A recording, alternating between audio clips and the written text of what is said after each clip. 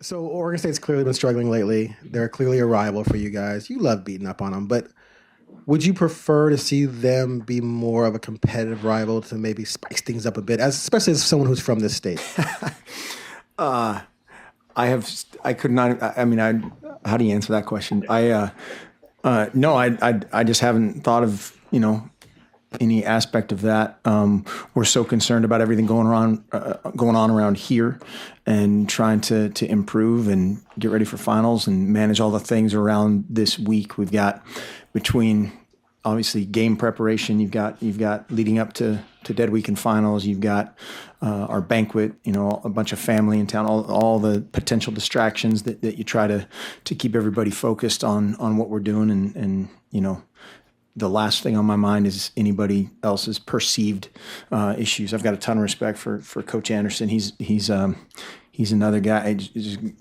Obviously a great football coach, but he seems like a really good man. And we are totally focused on our preparation, and that's really it.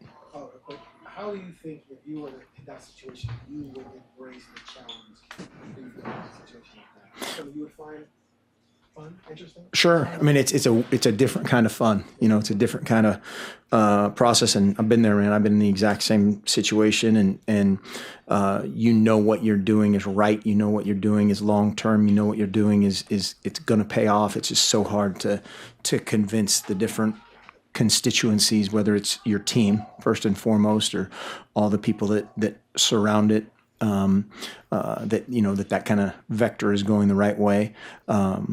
But it's that is kind of fun. Now you refer to Colorado in terms of being there. Mm-hmm. Okay. Thanks. Yeah, sorry. Okay. Fine. This wasn't a one-on-one. Yeah, it's our moment. Oregon State's going through something very similar to what you guys went through with the whole quarterback rotation and uncertainty earlier in the year. What is that like that you see for the players and as a coach, trying to find that level of comfort, that rhythm of throwing to and receiving the pass amongst the players? I think the rhythm of throwing to and receiving the pass can be a bunch of different ways. It's more so how just how the momentum or the direction of your offense is going to go. When you have one guy that's playing really well and is a great practice player at quarterback, that affects everybody. That makes everybody have a little bit more of an edge. Your special teams are better. Your backup linebackers are better. All those things, that's contagious. If you're finding your way through things and you have a distinct package for each guy, which sometimes you have to do it that way. Sometimes it's, hey, we're gonna run our offense and try to figure out who's the best to do that. And then once you do that, then you can fine tune things to that guy. And so that can inhibit the growth rate of just the efficiency of things. At the same time, that can happen instantly sometimes as well. So it just depends on the situation. AJ.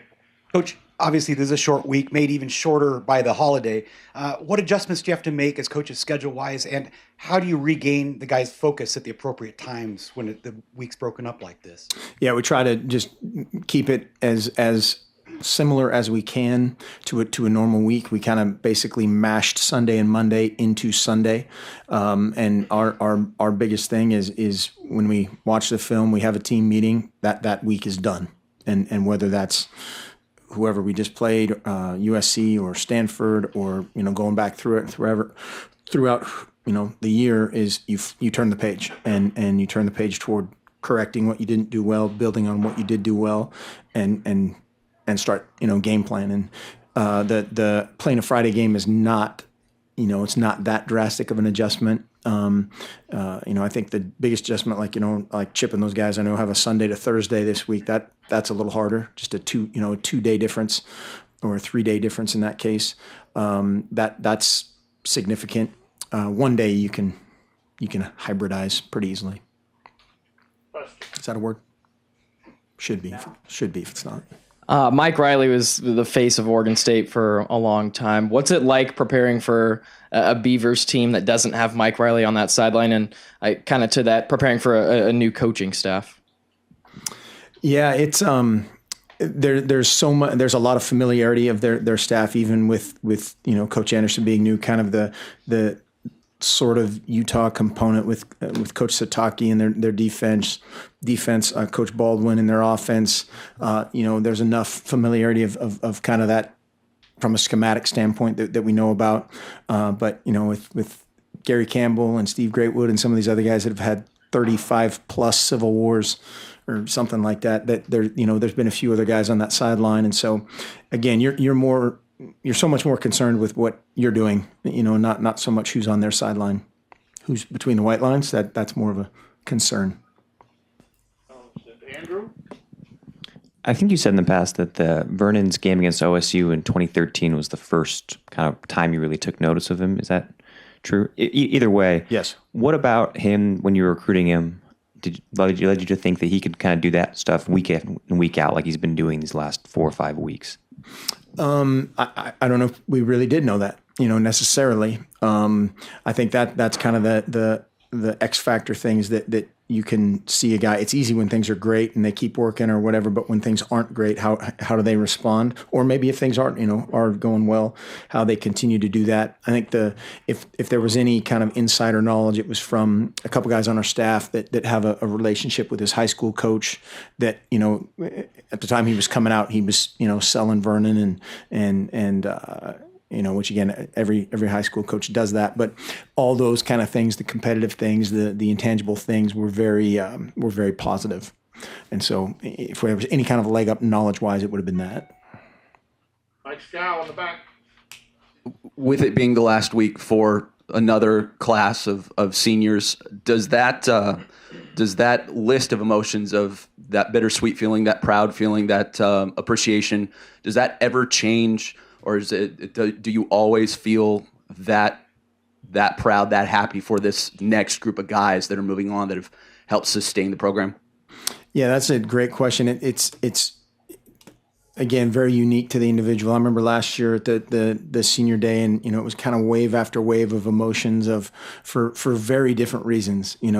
Very few of them have to do with football. Whether it's guys overcoming something, guys that.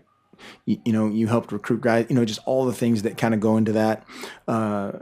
Seeing these guys grow up, that's a lot of fun, and it's very emotional. Sometimes the good thing about it is we get another game, hopefully with everybody.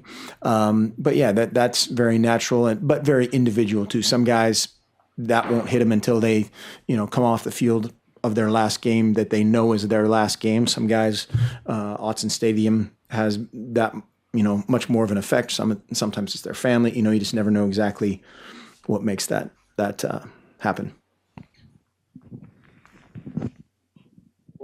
Tyson? Can I go? Did you have a favorite Oregon State player growing up? Did I have a favorite Oregon State player growing up? If I had any favorite, which this is like sacrilegious at some level, but Ralph Miller, just watching Ralph Miller, that was always entertaining. Why? He was entertaining. Anytime you can smoke cigarettes on the sideline and do what they did, that was always good stuff. And he yelled at a good friend of mine at the basketball camp one time. Chicken wing Paul. Anything else? Oh, Can Go ahead, I do another one since I got it? Since this is the last time you guys play before wherever they decide you guys are going to go, there's several projections for where you guys could end up, possibly even as high as like the Fiesta Bowl. Is there any incentive to kind of leave a stamp on this game, leave a mark to, just so it kind of lingers in whoever's selecting where you guys go? Yeah, if that's one of the fallouts kind of where we are, as soon as you lose a game, you lose that control. But we want to play great for a lot of reasons, and if that's one of them that our guys use to fuel their preparation, great. And then we want to play great on Friday because we get to play, and we want to compete our tail off and go against a hungry opponent that this will be their Super Bowl, it's their bowl, and we know that, and our guys, again, if they can use any of that stuff to put in that kiln to stoke it, to fire it, their preparation, great. Any other questions? Cherry Allen? Coach, being it's a Friday game, Black Friday, will you still be in line at 4:00 in the morning trying to get some of those deals with a game day? See, when you said Black Friday, I immediately thought of like their uniforms or something. I didn't even know where that was going, but I'm sure my wife will be on top of Black Friday. Serious question. This point of the season, game planning, execution is probably the biggest aspect of what you do, although you do work on their offense and defense. But do you game plan at this point of the season with the team by saying, look, we're going to impose our will on you. Here's what we do best. You try to stop us. Or do you try to work basically on what they present? I think it's always both. I think you're always going to try to do your deal, so to speak. But then you're also going against a unique set of scheme and personnel every week. And so again, whether it's Oregon State or USC, you're gonna prepare to what you think your perceived strengths are. You're going to prepare against what you think their perceived weaknesses are.